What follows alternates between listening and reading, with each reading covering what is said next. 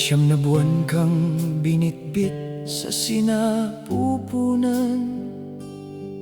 Kalahati ng buhay niya'y isinugal para ika'y mabuhay lamang.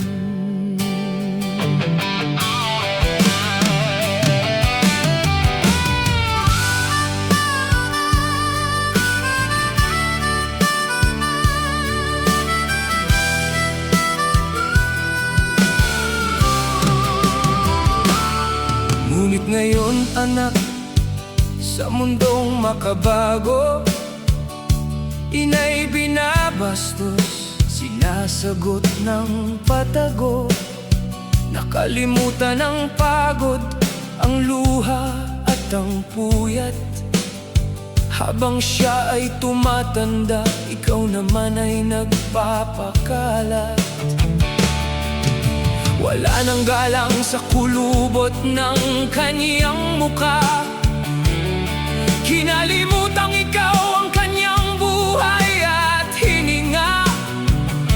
Pinarurusahan ang pusong nag-aruga sa'yo sa dilim, habang siya'y tahimik na umiiyak sa ilalim ng panimdim.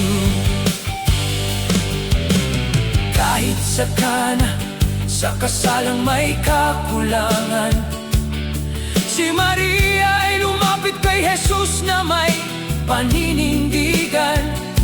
Wala na silang alak, ang sabi ng kaniyang ina. Kahit ang oras ni Kristo ay hindi pa sumasapit, sadyang-sadya. Ngunit bilang isang anak na may pusong tapat at banal, sinunod ang kanyang ina sa gitna ng bawat dangal. Binago ang tubig, ginawang alak na masarap, dahil ang pakiusap ng ina ay hindi kailanman hinamak. Oh, igalang ang ina na nag-alay ng buhay.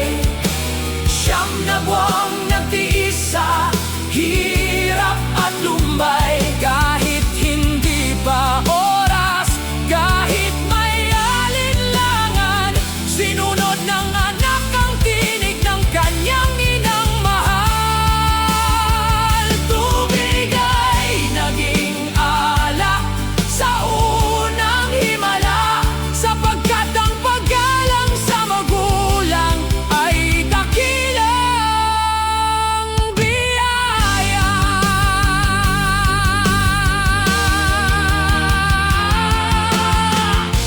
Ayon sa Ebanghelyo ni Juan, Kabanata 2, talata 3 hanggang 5. At nang kulangin ang alak, ang ina ni Jesus ay nagsabi sa kanya, wala silang alak.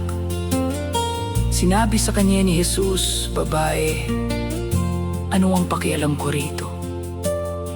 Ang aking oras ay hindi pa dumating. Sinabi ng kanyang ina sa mga tagapagsilbi, gawin ninyo ang anumang sabihin niya sa inyo. Bago ka magmataas sa mundong ito, anak, tingnan mo ang iyong ina na nagtitiis ng lamig at hirap. Huwag mong itapon ang dugong sa'yo ay nagpalaki. Yumuko ka sa kanyang paanan, humingi ng patawad sa iyong mali. Pakinggan ang iyong ina. Oh, igalang ang ina na nag-alay ng buhay. Siyam na buwang nagtiis sa hirap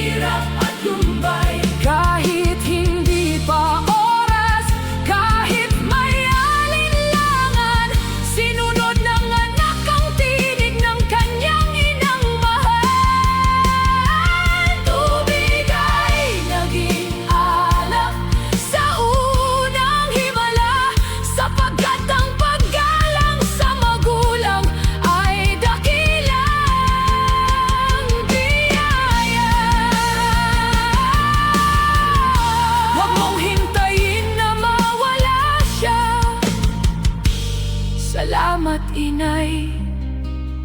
Mahal ka ng anak.